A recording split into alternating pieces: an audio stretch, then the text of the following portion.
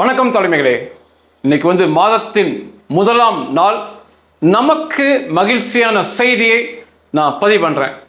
இந்த மாதத்தில் நிச்சயமாக ஈரான் மீது இஸ்ரேலும் அமெரிக்காவும் நடத்தும் தாக்குதலை பதிவு செய்ய வேண்டும் என்று நான் நம்புகிறேன், மேலும் விரும்புகிறேன். நிச்சயமாக நடக்கும். அலி கொமேனியோட கடைசி நாளை, கடைசி நொடியை இந்த மாதத்தில் நான் அறிவிப்பேன் என்று நம்புறேன். ட்ரம்ப் அவருடைய பதிவு ஒன்று பண்ணியிருந்தார் அவருடைய சோசியல் மீடியாவில். அதோடு ஆரம்பிக்கிறேன். ஈரானுடைய அலி கொமேனி இராணுவம் IRGC தங்கள் உடைகளில் பயத்தால் சிறுநீர் மலம் கழிக்கிறார்கள் அப்படின்னு ட்ரம்ப் பதிவு பண்ணியிருந்தார். இங்கே வரல. ஏன் ட்ரம்ப்புக்கு அவ்வளோ கோபம், இவ்வளோ ஒரு வார்த்தையை பதிவு பண்ணுறார் அப்படின்னா, 86,677 பொதுமக்கள் கொல்லப்பட்டிருக்கிறார்கள். ஈரானுடைய அலி கொமேனி இராணுவம் IRGC நடத்திய வெறியாட்டத்தால் அப்படின்னு இப்போ செய்திகள் தொடர்ச்சியாக வருது. 1000 பேர்ல பதிவு பண்ண ஆரம்பித்தோம். ஈரான் பொதுமக்கள் எண்ணிக்கையை 1000, 5000 ஆச்சு, 20,000 ஆச்சு, 30,000 ஆச்சு. இன்றைக்கு என்ன சொல்றாங்கன்னா 86,677 அப்பாவி மக்களை கொண்டிருக்கானுங்க. 2 நாள்ல உலகத்தில் நடந்த பொதுமக்களை கொன்ற வெறியாட்டத்தில் இது முதலிடம் பிடிக்கும் அப்படிங்கிறாங்க. இது எப்படி நடந்துச்சுன்னா, அந்த பதுங்கு குழி மாவீரன் எலி கொமேனி பதுங்கு குழி போறக்கு முன்னாடி அவங்க இராணுவம் IRGC எந்த வித கருணையும் காட்டாதீர்கள். வெள்ளிக்கிழமை சாயந்தரம் அவன் பதுங்குழிக்குள்ள பாஞ்சான். அப்ப சொல்லிட்டு போறான், எந்த வித கருணையும் காட்டாதீர்கள் சொல்லிட்டு போனா மாபெரும் வெறியாட்டம் ஆடி இருக்காங்க. இப்போ ஒவ்வொரு செய்திகளாக தொடர்ச்சியாக வந்து கொண்டிருக்கு. ட்ரம்பின் இந்த காட்டமான வார்த்தை, ஒரு அதிபர்லாம் இப்படி பதிவு பண்ண மாட்டாரு. ஆனா உண்மையா அவருடைய இந்த ஈரான் பொதுமக்களை கொன்ற ஈரான் இராணுவம் தங்கள் ஆடைகளில் சிறுநீரும் மலமும் கழிக்கிறார்கள் பயத்துல.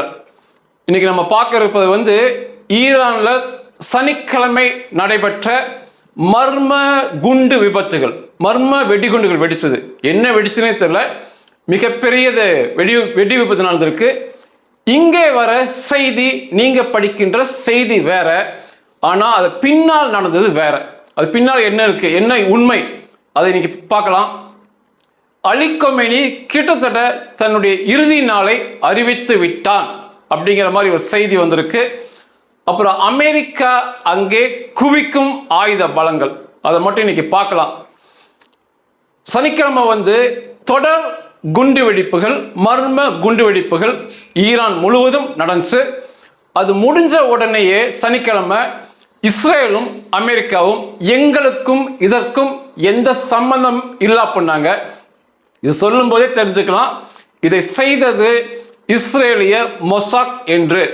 ஒரு மர்ம குண்டு வெடிப்பு அப்படின்னாலே, ஒரு மர்ம நபர்கள் வாழும் தேசத்தில் மர்ம குண்டு வெடிப்புனாவே அது இஸ்ரேல் மொசாத்தின் கைவரிசையாக தான் இருக்கும். செய்திக்குள்ள போறதுக்கு முன்னாடி இஸ்ரேல் மொசாத் தலைவர் டேவிட் பர்னியா ஈரான் மீது 12 நாள் தாக்குதல் நடத்தும் போது அவர் தான் மொசாத்தின் தலைவர். இப்போ ஓய்வு பெற்று வேற ஒருத்தர் வந்துட்டாரு. ஜூன் 25ஆம் தேதி 2025 சென்ற வருஷம் அந்த 12 நாள் போர் முடிஞ்ச பிறகு மொசாத் ஏஜென்ட்டுக்கு சிறப்பாக அவங்களை பாராட்டி பேசியிருந்தார். ஏன்னா மிகப்பெரிய வெற்றிக்கு மொசாத் தான் காரணம். அப்போ அந்த மொசாத் முகவருக்கு கடைசியா ஒரு குறிப்பை கொடுத்து விட்டு தான் அவர் ஓய்வு பெற்றார் பணியிலிருந்து. அவர் என்ன சொல்லியிருந்தார்னா, we will be there as we have been until now. அது என்ன சொன்னார்னா, இதுவரை எப்படி இருந்தோமோ அப்படியே எப்போதும் இருப்போம் ஈரானுக்குள்ள. அவர்களுடைய மொசாத் ஏஜென்ட்டுக்கு பாராட்டு வார்த்தைகளாகவும் பிரிவு உபச்சார வார்த்தைகளாகவும் சொல்லிட்டு தான் அவர் வெளியேறி போனார். இப்ப புது நபர் மொசாத்தை பார்க்கிறார். இதுவரை எப்படி மொசாத் ஈரானுக்குள்ள நம்ம இருந்தோமோ, அது மொசாத் உளவாளிகள் அதை போலவே எப்பொழுதும் இருப்போம் அப்படின்னு தான் போனாரு.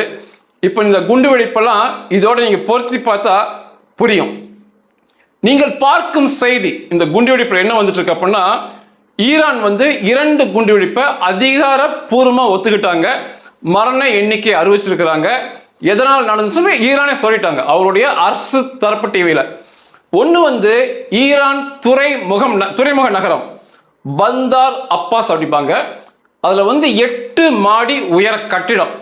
அந்த கட்டடத்தில் 2 மாடியை குறிவைத்து தகர்த்திருக்கிறாங்க. 2 மாடியை. இந்த குண்டு வெடிப்புல ஒரு குழந்தை உட்பட இன்னும் ஒரு நபர் 2 பேர் மரணம் அடைஞ்சிருக்காங்க. 14 பேர் படுகாயம் ஆயிருக்காங்க இந்த குண்டு வெடிப்புல. இது ஈரான் ஒத்துக்கிட்டது. இன்னொன்று வந்து சவுத் வெஸ்டர்ன் ஈரான்ல, இது வந்து ஈராக்குக்கு பார்டரா வரும், ஈராக்குக்கும் அது பக்கமாக வரும், அஹ்வாஸ் என்ற பகுதி. இங்க வந்து 2 மாடி கட்டடம் தரை மட்டமாக்கப்பட்டிருக்கு. தரைமட்டமாக ஆக்கிட்டாங்க. 5 பேர் பலியாயிருக்காங்க. எண்ணற்றவர்கள் காயமாயிருக்காங்க. இதெல்லாம் சனிக்கிழமை நடந்தது. இனி உயரும் பலி எண்ணிக்கை பிற எண்ணிக்கைலாம் இனிதான் வரும். அந்த பகுதியே மிகப்பெரிய சேதமாயிருக்கு. இந்த 2 குண்டு வெடிப்பையுமே ஈரான் ஒத்துக்கிட்டாங்க. அதுபோக ஈரான் சொல்லாதது பாரந்த் என்ற பகுதி, அர்தாபில் என்ற பகுதி, தப்ரிஸ் என்ற பகுதி, சேவக் என்ற பகுதி, இதுல வந்து 4 குண்டு வெடிப்புகள் நடந்திருக்கு. ஆக மொத்தம் 6 குண்டு வெடிப்புகள். எதனால வெடிச்சது மர்மமா இப்ப வரைக்கும் இருக்கு. இந்த பலி எண்ணிக்கையெல்லாம் நாளைக்கு அதுக்கப்புறம் வரும். ஈரான் சொன்னா இப்போதைக்கு 2 மட்டும் அவங்க ஒத்துக்கிட்டாங்க. ஈரான் என்ன சொல்றாங்கன்னா, இந்த அடுக்குமாடி குடியிருப்புகள்ல கேஸ் லீக் ஆகி இந்த வெடி விபத்து ஒரே மாதிரி எல்லா பக்கமும் கேஸ் லீக் ஆயிடுச்சு, வெடிச்சுன்னு சொல்லி அவங்க அதை முடிச்சுக்கிட்டாங்க. நம்ம வீட்டில் இருக்க மாதிரி கேஸ் சிலிண்டர் வந்து அங்கே உபயோகப்படுத்துறதில்ல. சில பகுதிகளில் கேஸ் கனெக்ஷன் வரும், கேஸ் கிரிட் அப்படிம்பாங்க, வெளியே இருந்து பைப் லைன் மூலமாக வரும். அதே போல கேஸ் கிரிட் வரது வந்து லீக் ஆகி வெடிச்சிருச்சு அப்படிங்கிறாங்க. மக்கள் என்ன சொல்றாங்கன்னா, இந்த 6 இடங்களிலுமே கேஸ் கிரிட் கனெக்ஷன் இல்லை, அதுக்கு பதிலாக அந்த பகுதி மக்கள் கேஸ் சிலிண்டர் தான் உபயோகப்படுத்தினாங்க அப்படிங்கிற மாதிரி மக்கள் சொல்றாங்க. இதுதான் நீங்கள் படித்த செய்தி. ஆனா இது பின்னால் என்ன இருக்குன்னா, இந்த 6 குண்டு வெடிப்புமே, இந்த வீடுகள் எல்லாமே ஈரான் எலி கொமேனி அவனுடைய இராணுவம் IRGC-உடைய கப்பற்படை தளபதிகள் வசித்த வீடுகள். இந்த ஆறுமே வந்து அடுக்குமாடி குடியிருப்புகள்.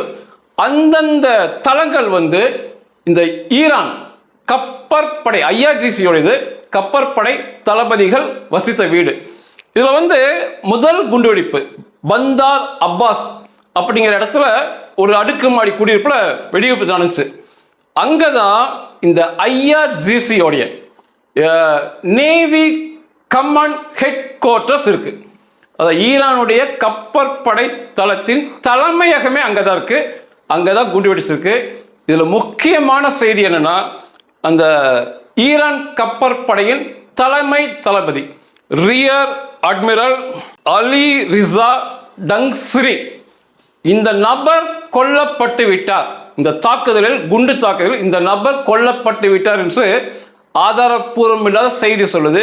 ஆனால் தாக்குதல் நடந்த இடம் எல்லாமே கப்பற்படை தளபதிக்கு சொந்தமானது.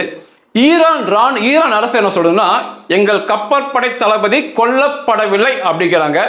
ஆனா சம்பவ இடத்திலிருந்து அந்த யூனிஃபார்ம், அந்த கப்பற்படை அணிகும் யூனிஃபார்ம் போட்ட ஒரு நபரை ஸ்ட்ரெச்சர்ல தூக்கிட்டு போறத வீடியோ எடுத்திருக்காங்க. ஆனா தகவல் என்னன்னா, தலைமை தளபதி கொல்லப்பட்டு விட்டான் என்றுதான் செய்தி இருக்கு. இன்னும் 1 அல்லது சில தினங்கள்ல இதோட உண்மை வெளிவரும். ஆனா நடந்தது 6 குண்டுவெடிப்புமே IRGC கப்பற்படை தளபதி வீடுகளில் நடந்த குண்டுவெடிப்பு தான். இதை போன்ற தாக்குதல்ல பொதுமக்கள், குழந்தைகள் பலியாவது தவிர்க்க இயலாத ஒன்று.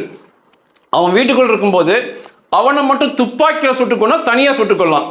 இப்படி மற்றபடி இப்படி குண்டு வெடிப்புல குண்டு வச்சு தகர்க்கும் போது கூட இருக்கும் மக்கள் கொல்லப்படுது தவிர்க்க இயலாது. நான் ஏற்கனவே பதிவு பண்ணும்போது சொல்லியிருந்தேன், முதலில் தாக்குதல் எந்த மாதிரி இருக்கும் அப்படின்னா, அலி கொமேனி இராணுவம் IRGC அதோடைய கட்டளை தலைமையகம் தளபதிகளை கொல்லுவாங்க.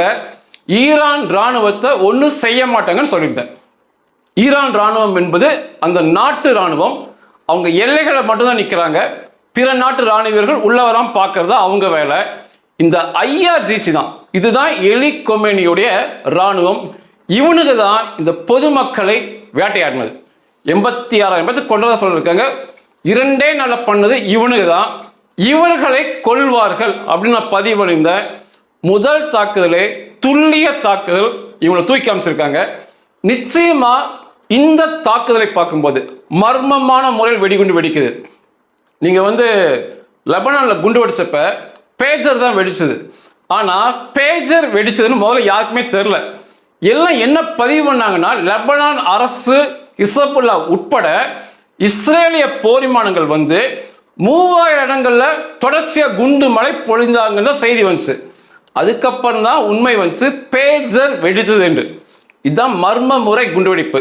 இங்க ஈரான்ல எந்த முறையில இந்த மர்ம முறை குண்டுவெடிப்பு நடந்துச்சுன்னு இப்போதைக்கு மொசாத் சொல்லல.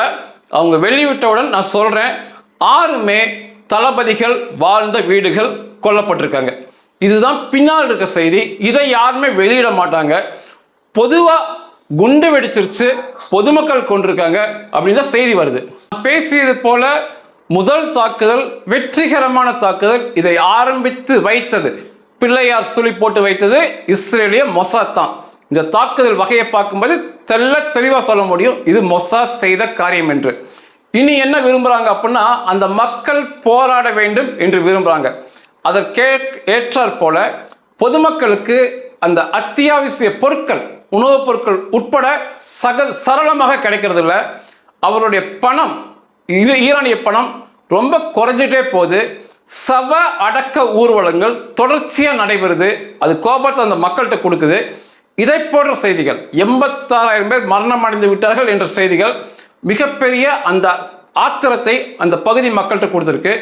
நிச்சயமாக மிகப்பெரிய போராட்டம் அலி கொமேனிக்கு எதிராக நடக்கலாம். அப்படியே இல்லாட்டியுமே அமெரிக்கா, இஸ்ரேல் பயங்கரமாக ஈரான் மீது தாக்குதல் நடத்தும் போது ஈரான் மக்கள் அதற்கு எதிர்வினை ஆற்றாமல் இந்த அலி கொமேனி, இந்த பதுங்குகுழி மாவீரன் எலி கொமேனிக்கும் அவன் இராணுவமான IRGCக்கும் இது தேவை என்று ஈரான் மக்களும் ஈரான் இராணுவமும் ஒதுங்கி இருப்பது போல, அதற்கேற்றாற் போல காரியத்தை இஸ்ரேலின் மொசாத் அங்க ஈரானுக்குள்ள நடத்திக்கிட்டு இருக்காங்க.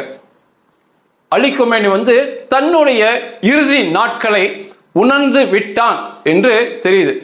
சனிக்கிழமை அவனுமே இந்த குண்டுவெடிப்பு நடந்த பிறகு இந்த அலி கொமேனிக்கு முன்னால ருஹுல்லா கொமேனி அவன் தான் இந்த இஸ்லாமிய அடக்குமுறை ஆட்சி, பெண்களுக்கு எதிரான ஆட்சியை உள்ள கொண்டு வந்தவன். அவன் புதைத்த இடம் ஒரு என்ன சொல்றது, ஒரு பெரிய இடமாக, சுற்றுலா தலம் போல மதிப்பு மிக்க இடமாக ஈரான்ல இருக்கு. அந்த தளத்திற்கு சென்று அவன் புகைப்படத்துக்கு அஞ்சலி செலுத்தி அந்த புதைத்த இடத்தை சுற்றி தன்னுடைய இறுதி நாள் நெருங்கிவிட்டது, தானும் இதை போல ஆகப் போகிறேன் என்ற உணர்ந்து செயல்பட்டது போல தெரிஞ்சு. கடைசியா வந்த வீடியோ இதுதான், சனிக்கிழமை. அதோட அவனுடைய மகனை, அவன் ஒரு குண்டன், அவனை கூட்டிட்டு போய் நான் இப்படி சவமா மாறிடுவேன், என்னை இப்படி போச்சிருவாங்க, அதுக்கப்புறம் இந்த குண்டன், இந்த மகன் தான் ஆட்சியை செய்வான் என்பது போல அவனையும் கூட்டி சென்று அவனுடன் அந்த இடத்துல வழிபாடு நடத்தியது. அலி கொமேனி தன்னுடைய இறுதி நாளை உணர்ந்து விட்டான் என்று தெரிய வருகிறது. ஒருவேளை இந்த 86,000 மக்கள், அப்பாவி மக்கள் படுகொலை செய்யப்பட்டது உண்மை என்றால் அலி கொமேனியோடைய இறுதி நொடி ரொம்ப மோசமா இருக்கும். அவன் வாழ்க்கையில கற்பனையே பண்ணி பார்த்துருக்க மாட்டான். அந்த அளவுக்கு எப்படி ஹிஸ்புல்லா ஆசன் நஸ்ருல்லாக்கு 1 கிலோ வெடிகுண்டு மருந்து கொள்ளலாம், ஆனா 1,60,000 கிலோ வெடிகுண்டுகளை அங்க உபயோகப்படுத்தினாங்க அவனை கொல்றதுக்கு. அதை போல மிக கொடூரமாக அடையாளம் தெரியாத போல நிச்சயமா கொல்லப்படுவான். இந்த பொதுமக்களின் பலி எண்ணிக்கை ஊர்ஜிதமாகும் என்றால், நம்ம பேசுற செய்தியெல்லாம் சில தினங்களுக்கு அப்புறம் ஊர்ஜிதமாகிட்டே இருக்கும். முன்னால் வருகின்ற செய்திகள், உளவுத்துறை செய்திகள் எடுத்து நான் பேசிக்கிட்டு இருக்கிறேன்.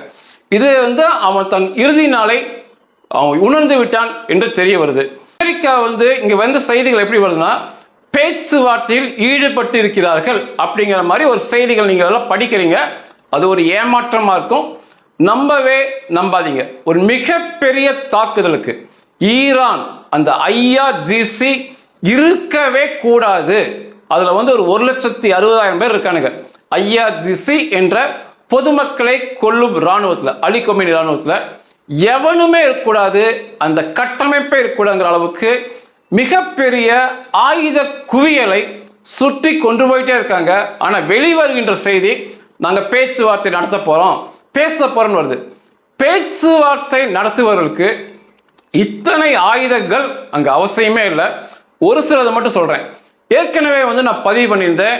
அமெரிக்காவுடைய கேரியர் ஸ்ட்ரைக் குரூப் CSGம்பாங்க, விமானம் தாங்கி போர்க்கப்பல் நடுவில் இருக்கும், அதை சுற்றி எண்ணற்ற தாக்கும் கப்பல்கள் சேர்ந்து போவதுதான் ஸ்ட்ரைக் குரூப். அது வந்து ஏற்கனவே ஒன்று அங்கே போயிடுச்சு. ஆப்ரஹாம் லிங்கன் அதோட பேர். அடுத்தது போயிட்டு இருக்குங்கிற செய்தியை நான் உங்களுக்கு பதிவு பண்ணியிருந்தேன். இப்போ எத்தனை வித ஆயுத குவியல்கள் பண்ணுறாங்க, அது ஒரு தனி பதிவாக பண்ணலாம். ஒரு மிலிட்ரி பில்டப்னா எப்படி இருக்குன்னு தெரிஞ்சுக்கலாம். ஒரு சிலது ரொம்ப முக்கியமானது மட்டும் பார்க்கலாம்.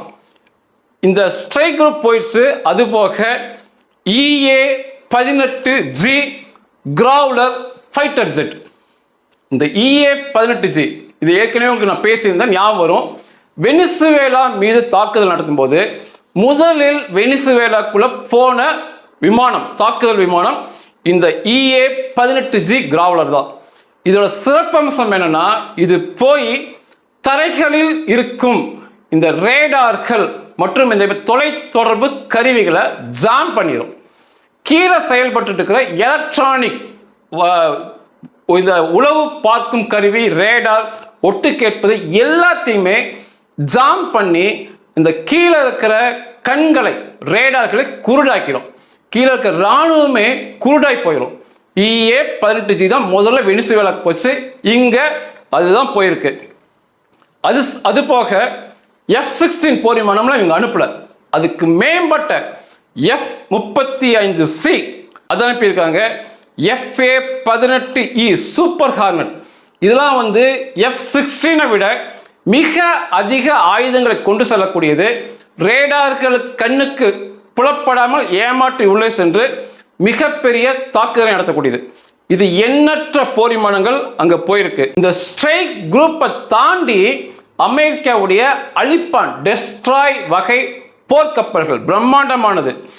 USS டெல்பிரட் டி பிளாக் அது போயிருக்கு. USS மெக்ஃபால் அது போயிருக்கு. USS மிட்சர் இதை கொண்டு போயிருக்காங்க. ஸ்ட்ரைக் குரூப் தாண்டி இந்த 3 அழிப்பான் டெஸ்ட்ராய் வகை போர்க்கப்பலை உள்ள அனுப்பியிருக்காங்க. சண்டையிடும் போர்க்கப்பல், காம்பேட் ஷிப் அப்படிம்பாங்க. USS Santa Barbara, USS Canberra, USS Tulsa இந்த வகை சண்டையிடும் போர்க்கப்பலை நகர்த்தி கொண்டு போயிருக்காங்க. அமெரிக்காவுடைய நவீனமான ஏவுகணை, அவங்க அமெரிக்கா நம்புறது டோமஹாக் அப்படிம்பாங்க ஏவுகணைகள். 10,000க்கு மேற்பட்ட டோமஹாக் ஏவுகணையை கொண்டு போயிருக்கிறாங்க. 1500 கிலோமீட்டர் தாண்டி சென்று தாக்குதல் நடத்தக்கூடியது. 454 கிலோ வெடிமருந்தை தன்னோடு எடுத்து செல்லக்கூடியது, வழிநடத்தி செல்லக்கூடியது டோமஹாக் ஏவுகணைகள். 10,000க்கு மேற்பட்டது. அதில் வந்து 3/4 பாகம் தரை பகுதியை, தரை இலக்குகளை அழிக்கக்கூடியதை நகர்த்தி கொண்டு போயிருக்காங்க. இவ்வளவு டோமஹாக் ஏவுகணை கொண்டு போவது மிகப்பெரிய விஷயமாக பார்க்கப்படுது. போக தாட் மற்றும் பேட்ரியாட் ஏவுகணை தொகுப்புகள், இது வந்து ஈரானிலிருந்து வருகின்ற ஏவுகணைகளை, ராக்கெட்டுகளை வழிமறித்து அழிக்கக்கூடியது. மிக நவீனமானது தாட் மற்றும் பேட்ரியாட். இதை கொண்டு போய் நகர்த்திட்டு இருக்காங்க. RC-135 உளவு பார்க்கும் விமானம் பிரம்மாண்டமானது, எண்ணற்றதை கொண்டு போயிருக்கிறாங்க. நடுவானில் எரிபொருளை நிரப்பி தரக்கூடிய டேங்கர் ஃபிளீட் அப்படிம்பாங்க. 8 பிரம்மாண்டமான விமானத்தை அங்கே கொண்டு போயிட்டு இருக்காங்க. அது போக எண்ணற்ற ராக்கெட்டுகள், ஏவுகணைகள், குண்டுகள், கிட்டத்தட்ட லட்ச எண்ணிக்கை தொடக்கூடியதை அங்கே நகர்த்தி கொண்டு போயிட்டு இருக்காங்க. இதெல்லாம் பார்க்கும்போது இன்னுமே நிறைய இருக்கு. நான் நேரம் கருதி குறைவாக சொல்லியிருக்கிறேன். இதையெல்லாம் பார்க்கும்போது பேச்சுவார்த்தைக்கு செல்லக்கூடிய ஒரு நாடு இவ்வளோ பெரிய ஆயுத குவிப்பை, ஒரு ஸ்ட்ரைக் குரூப் போகிறதே பெரிய விஷயம், 2 ஸ்ட்ரைக் குரூப் போயிருக்கு. அது போக இந்த ஆயுத தொகுப்பு நான் பேசியது இன்னும் ஏகப்பட்டது இருக்கு. ஒரு பேச்சுவார்த்தைக்கு செல்கின்ற நாடு இவ்வளோ பெரிய ஆயுத குவியலை அங்கே செய்ய வேண்டிய அவசியம் இல்லை. இப்போ எலன் மஸ்க் அவருடைய பங்குக்கு ஒரு காரியத்தை அங்கே செஞ்சுட்டு இருக்காங்க. எலன் மஸ்க் இப்போ டிஷ் மாதிரி மாட்டி அவருடைய சேவையை, இணையதள சேவையை கொடுக்க முடியும்.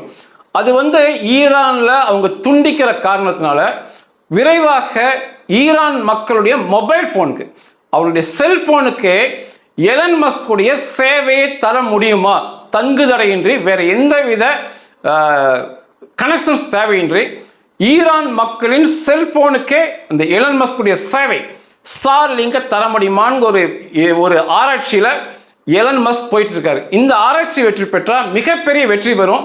ஏன்னா ஈரான் அதற்கப்புறம் அந்த மக்களின் இணையதள சேவையை துண்டிக்க முடியாது. இதெல்லாம் சனிக்கிழமை நடந்தது. ஈரானில் மர்ம குண்டு வெடிப்புகள், அலி கொமேனி சமாதியை சுத்தி வந்தது, ஆயுத குவியல்கள், மிக பயங்கரமான ஆயுத குவியல்கள் அமெரிக்கா செய்வது, இவையெல்லாம் சனிக்கிழமை நடந்துகிட்டு இருக்கு. நான் முன்னே சொன்ன போல இந்த மாதத்தில் ஈரான் மீது அமெரிக்கா, இஸ்ரேல் நடத்தும் தாக்குதல் நிச்சயம் பதிவு பண்ணுவேன் சொல்லி நம்புகிறேன். அதே போல IRGC ராணுவ வீரர்கள் கொல்லப்படுவதை பதிவு செய்வேன். அலி கொமேனியின் இறுதி நாட்கள் நொடிகளை நிச்சயமா பதிவு செய்வேன், நம்புறேன். அது நடக்கணும் என்று விரும்புகிறேன். நிச்சயமா சொல்றேன், இந்த அப்பாவி மக்கள் மீது கருணை காட்டாதுன்னு சொல்லி இந்த பதுங்கு குழி மாவீரன் போயிட்டு பதுங்குழியில் ஒளிஞ்சுக்கிட்டு 2 இரவுகளில் 86,677 மக்களை கொள்ளுவாங்க. அப்படின்னா அப்பாவி மக்களை, ஒரு சுதந்திரம் கேட்டவர்களை, பெண்கள் தங்களுக்கு சம உரிமை வேணும் கேட்டவங்களை கொள்ளுவாங்க. அப்படின்னா இவர்களுடைய இறுதி நொடிகள் மிக கொடூரமாக இருக்க வேண்டும். ட்ரம்ப் சொன்னதை பதிவு பண்றேன். பயத்தால், கடைசி நிமிட நொடி பயத்தால், மரண பயத்தால் மரணம் அடையும் போது இந்த கோழைகள், பெண்களுக்கு எதிராக, அப்பாவிக்கு எதிராக வீரத்தை காட்டியவர்கள் தங்கள் ஆடைகளில் சிறுநீர் கழித்து, மலம் கழித்து மரணம் அடைவார்கள். அப்படிதான் அடைய வேண்டும். நன்றிகள்.